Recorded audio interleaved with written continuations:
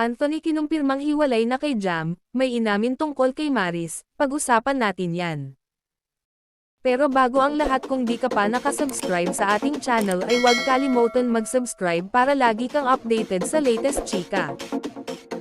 Kinumpirma mismo ng kapamilya actor na si Anthony Jennings na totoong hiwalay na sila ng kanyang non-showbiz girlfriend na si Jam Villanueva. Ilang buwan na raw silang hiwalay ng dati niyang jowa at inaming siya raw ang may problema at pagkukulang sa kanilang relasyon. Nakausap ng ilang miyembro ng entertainment media si Anthony pagkatapos ng Grand MediaCon ng bago niyang teleserye sa ABS-CBN, ang Incognito, kung saan makakatambal niya uli si Maris Racal.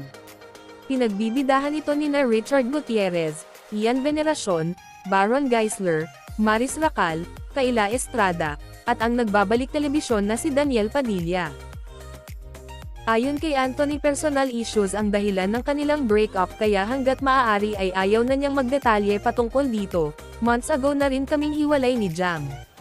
Nakiusap din ang binata na huwag nang intrigahin at guluhin ang private life ng dating karelasyon dahil hindi naman daw ito artista. Diretsahan din niyang inamin na siya ang may issue sa relasyon nila ni Jam. Problema ko yun, dapat ko yung ayusin mag-isa. Samantala, mariin naman niyang itinanggi na may relasyon sila ng kanyang ka-love team na si Maris Racal, magkaibigan lang daw talaga sila ng aktres.